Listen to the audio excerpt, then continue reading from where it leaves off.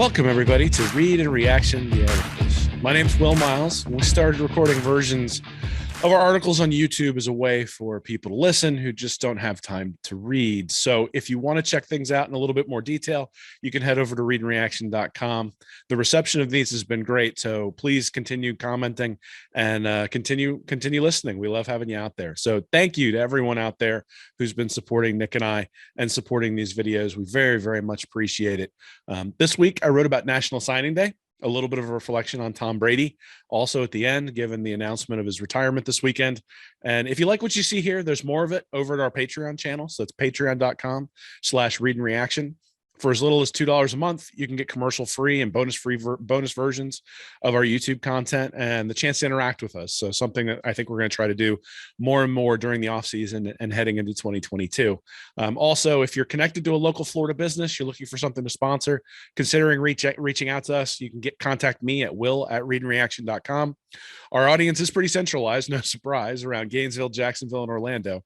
And so it's also heavy in that 35 to 44 demographic that you're probably trying to reach. So give us a try, reach out to us. And one of the nice parts about being small is we can sort of cater things to what people need. So we'd love to hear from you and love to interact with some local businesses there in Gainesville or the surrounding Florida area. So with that said, on to the article. This week's article is National Signing Day Preview. Napier looks to make his mark. It's finally here. After months of speculation about what Billy Napier is going to be able to accomplish for his transition signing class, we're going to know on Wednesday when the 2022 class is completed. This is different than other coaching changes the Gators have had in the past. That's because except for Dan Mullen, none of them had to contend with an early signing day that took so many prospects off the table.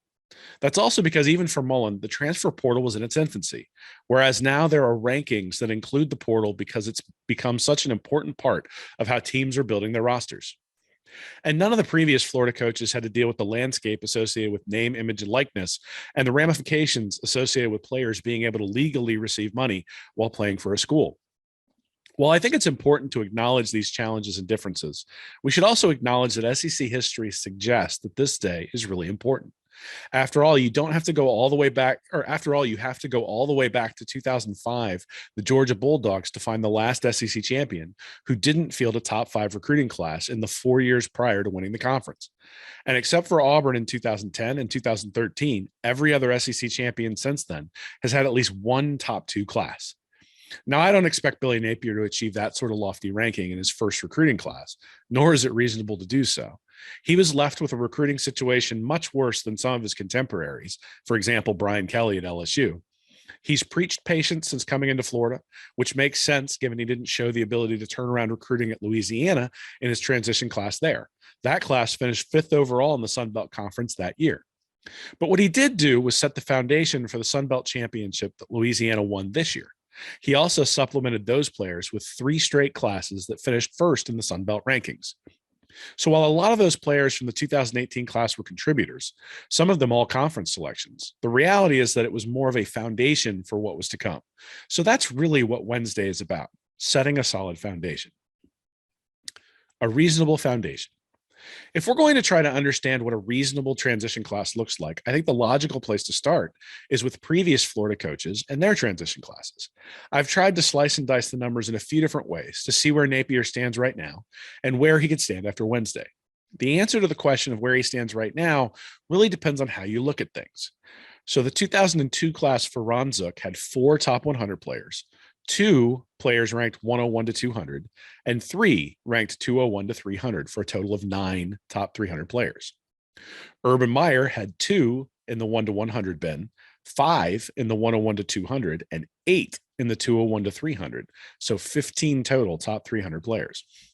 Will Muschamp in 2011 had 4 1 to 100 players, 4 101 to 200 players, and 4 201 to 300 players, so 12.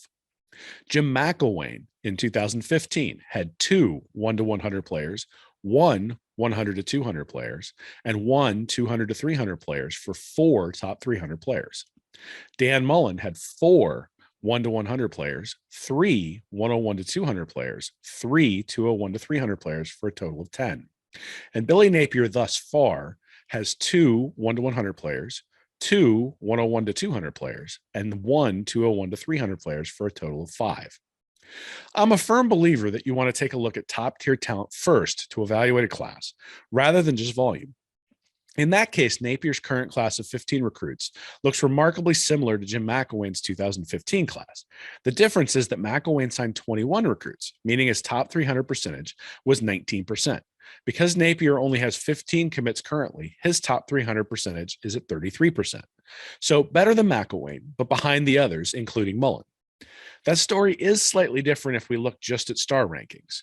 So Ron Zook, Will Muschamp, and Jim McElwain were the only coaches to sign 5-star recruits, 1 for Zook, 1 for Muschamp, and 2 for McElwain. The big difference for most of these classes is that Jim McElwain signed 16 3-star candidates, whereas Zook signed 9, Meyer signed 10, Muschamp signed 8, and Mullen signed 7. At this point, Billy Napier has signed 8.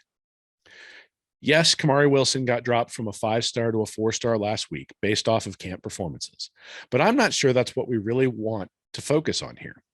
When looked at through this lens, Napier's class, the star lens, Napier's class is much better than McElwain's and compares pretty favorably to Mullen, Meyer, and Muschamp.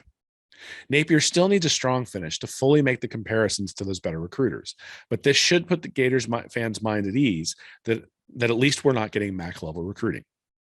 The other thing to consider, though, is that there's quite a large distribution between 3-star signees, who are typically ranked somewhere between 350 to 1,500 nationally. If we're honest with ourselves, this is where Napier is really lagging behind. If we compare both the average national ranking and average positional ranking of every player in transition classes, going back to Ron Zook, we see a clear picture of where Napier has struggled thus far to fill out his 2022 class. What we see in these two charts is that Napier far and away has a national player ranking below all of his contemporaries. Perhaps more telling is that he has an average positional ranking slightly worse than Ron Zook, but only slightly better than Jim McElwain. That's not where you want to be. There are reasons for this. First, if you incorporate transfers into all of these charts, the numbers start to look really, really good. After all, Osiris Torrance, Jalen Kember, Montrell Johnson, and Cameron Waits are all ranked as 4-star recruits as transfers, probably all ranking somewhere between 200 to 300 nationally. Additionally, if Napier can close strong with 5-star Harold Perkins, high 4-star Jacoby Matthews, and 4-star Trevante Citizen, then those numbers get even better. Still, this class looks much more like a test of my 5-3 theory than it does a traditional transition class for Florida. Only time will tell whether that's a good thing or a bad thing, but it is very different. Roster talent versus roster balance. Napier still has time and the recruits on the board to close strong. But before getting there, we need to discuss a few things about recruiting classes in general. First, there's the matter of scholarships. The above chart shows the Gators' current roster construction now that Tyron Hopper has decided to transfer to Missouri. By my count, the Gators are currently at 87 scholarship players, meaning some guys are going to be asked to find playing time at another program. The chart also shows us where the holes in the roster currently sit. For example, we can see that the Gators haven't recruited anyone at the corner position this cycle, unless you consider Devin Moore at corner. Additionally, Napier has only brought in 3 offensive linemen. I'd like to see one more, though transfer Cameron Waits almost qualifies since he's a redshirt freshman. This really gets to one of the areas where Napier seems to really be putting his focus: balance. SB Nation has a really interesting article regarding roster construction that looked at the number of scholarship players that a program wants for various types of offenses and defenses. I've included the numbers for a 3-4 defense and a spread passing offense for reference because I think it's probably the closest comparison to what Florida will run. So for a 3-4 defense, you're looking at 3 to 6 defensive tackles, 6 to 10 defensive ends, 5 to 8 inside linebackers, 5 to 8 outside linebackers, 5 to 8 safeties, and 5 to 10 corners. On the offensive side of the ball, you're looking at 4 to 6 running backs, 3 to 4 quarterbacks, 2 to 4 tight ends, 5 to 8 slot receivers, 5 to 8 outside wide receivers, and 14 to 18 offensive linemen. Those ranges are obviously very wide, but what it suggests is that Florida needs to add players at the wide receiver and linebacker positions. There's 7 wide receivers currently and 8 linebackers if Amari Burney returns. It also suggests that the Gators are overstocked at defensive tackle, 9, safety, 12, and quarterback, 6. Beyond just being good prospects, that's why Napier has filled up this class with Trevor Etienne, running back, Max Brown, quarterback, David Connor, offensive tackle, Christian Williams, offensive guard, and Andrew Sevigny, defensive end. Only ETN is a blue chip star, 4-star or above recruit. But having players in these spots ensures Napier will be less likely to have to reach in future classes to fill a need, and will instead be able to focus purely on talent. Finishing strong. So what does finishing strong look like? Well, first, I think we have to acknowledge that while it used to be that your roster pretty much was set after National Signing Day, the prominence of the transfer portal changes all of that. Someone is going to decide to leave their program after the spring, and you had better have a spot available or be able to make a spot available if you want to land that sort of prospect. All that said, you still need to bring in high school talent, and you need to do so consistently at positions of need. That means I think a truly successful class from a balance perspective for the Gators will have to include at least one wide receiver, hopefully two, one linebacker, hopefully two, and potentially another offensive lineman. I think the Gators could use a corner as well, but there aren't any targets at that position on the board currently. I don't think it's a coincidence that five-star cornerbacks Cormani McLean and Tony Mitchell are top targets for the Gators in the 2023 class. They're trying to make up for this gap. The linebacker target is obvious, and Harold Perkins would be a huge get, both from a position of need and from a narrative standpoint around Napier, turning the tide of recruiting. But both Jack Pyburn and Amarion Winston are targets as edge rushers, and those types can end up playing roles very similar to linebackers or allow other edge rushers to move as well. Think Mohamoud Diabate. As for wide receiver, it shouldn't be a surprise to see 4-star prospect DJ Allen and 3-star prospect Caleb Douglas garnering interest from the Gators. To be honest, the Gators could probably use both of them, and the commitment of tight end Hayden Hansen suggests that the pursuit of 3-star athlete Arliss Boardingham is for a receiver spot. 3-star Matthew McCoy is the remaining targeted offensive tackle. It looks like that's a Miami UF battle for the St. Augustine product, but as of now, Florida hasn't extended an offer. That suggests that Napier feels comfortable with who he has and who he'll go after next year, and doesn't necessarily want to reach. Finally, we get to Jacoby Matthews. From a numbers perspective, Florida doesn't really need another safety. But the reality is that this is a situation where you ignore need and focus on the talent that a player like Matthews brings to the table. Combining Matthews with Kamari Wilson, Moore, and 3-star commit Miguel Mitchell likely means Florida won't have to worry about safety for a while. And while the Gators do have numbers at the position, given the recent play on that side of the ball, it may make sense to load up. If every single one of those recruits, minus McCoy, signed with Florida, you would have a recruiting class of 22 and a 24/7 sports score of 263.2, which historically would rank 12th nationally. Coincidentally, 12th is the ranking of Nick Saban's 2007 transition class. Get everybody except for Perkins, and we're looking at a class that ranks 16th, 251.3 points. It's the same story if Napier gets everybody except Matthews, 252.7 points, also ranked 16th. If neither Matthews nor Perkins comes to Gainesville, but everyone else does, then the class ends up ranked around 19th, 239.9.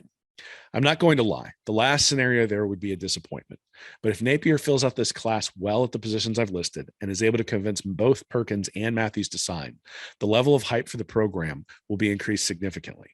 Perhaps more importantly, the first chart I showed above would look like this, with Napier having 4 guys ranked 1 to 100, 3 ranked 101 to 200, and 1 ranked 201 to 300 for a total of 8.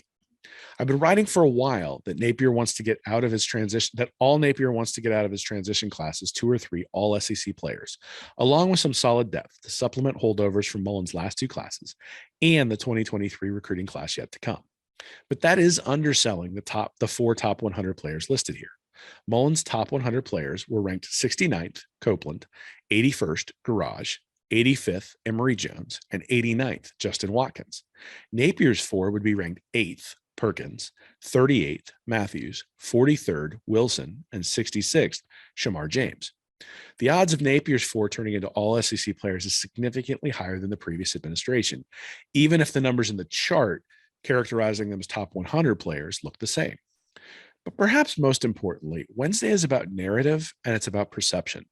For the past decade, every time Florida has gone up against another big-time program for a truly elite prospect, it feels like the Gators have come up short. Early on in the Mullen era, it felt like he was in the final 3 for a lot of elite players, but could just never close the deal. The signings of Kamari Wilson and Shamar James on early signing day made it feel like those wins may be starting to change. So we can break down numbers, class sizes, needs, and individual prospects. But the reality is that Wednesday is going to feed the narrative around the program, positive or negative, without any way to change that narrative until the ink dries on the 2023 class. Either Napier will prove he can land elite prospects, or that remains an open question. Napier has said all of the right things since he's come to campus.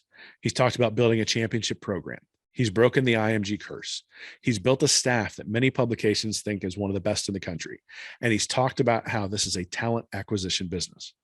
But the reality is, Napier knows he has to win head-to-head recruiting battles with his SEC brethren more often than he loses them to win consistently. He has two such battles on Wednesday with Texas A&M and LSU for Perkins and Matthews. Let the battles begin. Tom Brady retires. You couldn't go anywhere this weekend without seeing some mention of Tom Brady after the news of his retirement leaked out. ESPN had a continuous loop of Brady analysis as I was running at the gym on Sunday that seems superfluous even for someone of Brady's stature. Whether the news of Brady's retirement is actually true or not is a different story, and one tied into a desire to be first rather than right. But the adulation given someone who essentially is now in arguments with Michael Jordan and Tiger Woods as the best athlete ever, as opposed to the best in his sport, was significant. We don't always get an opportunity to see greatness. And as someone who's gotten to see all three of those greats in their primes, that's not something to be taken for granted. As luck would have it, right now I'm reading Seth Wickersham's book, It's Better to Be Feared, The New England Patriots Dynasty and the Pursuit of Greatness. I'm only about halfway through the book, but one thing has struck me about both Brady and Bill Belichick as I've been reading. Neither one of them seems all that happy or at peace with their place in the world. Brady and Belichick have worked so hard to be the best at what they do. The Wickersham book outlines 19-hour days for Belichick, beating everyone to the office, and expecting his assistants to give up any semblance of home life to succeed. It outlines a singular focus necessary for Brady to succeed, and how his self-worth has been tied into his ability to play football. It also outlines grudges being held, particularly in Belichick's case, where friendships were ended because of perceived slights. And the question I keep coming back to is a pretty simple one. Is it worth it? I turned 40 in September. It didn't really affect me at the exact moment, but I really felt it this New Year's Eve. That wasn't because I was making resolutions or because I was reflecting back on the past year. It was because when they went through the list of all the people who died in 2021, a large chunk of them were younger than 80. The realization hit. My life is likely half over.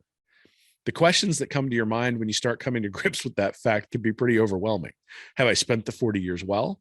Do the people I love know that I love them? Would those people come to my funeral? And would they care that I'm gone? That led me to another book, this one titled Top 5 Regrets of the Dying, A Life Transformed by the Dearly Departing. In it, a palliative care nurse describes her conversations with those who are terminally ill and what they wish they'd done with the life they had. The top 5 regrets she outlined in the book were the following. First, I wish I'd had the courage to live a life true to myself, not the life others expected of me. 2, I wish I hadn't worked so hard. 3, I wish I'd had the courage to express my feelings. 4, I wish I'd stayed in touch with my friends. 5, I wish that I had let myself be happier. Romans 14:12 teaches that each of us will give an account of ourselves to God. I used to picture that as me sitting there on a sofa, essentially going through a movie of my life with God sitting by my side, tilting his head every once in a while in disapproval as we went through the mistakes I'd rather gloss over. But instead, I think it's more the experience of what we will go through and what will go through our minds when we're talking to that palliative nurse. So someone like Brady retires, or I'm looking at someone like Belichick who's about to turn 70. And again, I wonder, was it worth it? Both have given countless football fans thrills. They're undoubtedly going to be remembered by football fans and the record books. Replicating what they've accomplished is going to be difficult to impossible. But what I've been feeling as I've been working my way through the Wickersham book is that the ruthlessness required to be the best stands in stark contrast to the things that the vast majority of people value when they pass away. Brady is the best football player ever. He may be the best athlete ever. I'm just not sure that matters all that much. Well, thanks so much for tuning in. Hopefully you enjoyed that. Hopefully you enjoyed the article and appreciate everybody's support. Like I said, if you're interested in advertising with us, reach out to me, will@readandreaction.com. And if you're interested in getting more content, go over to patreon.com/readandreaction. Appreciate everybody's support, and go Gators.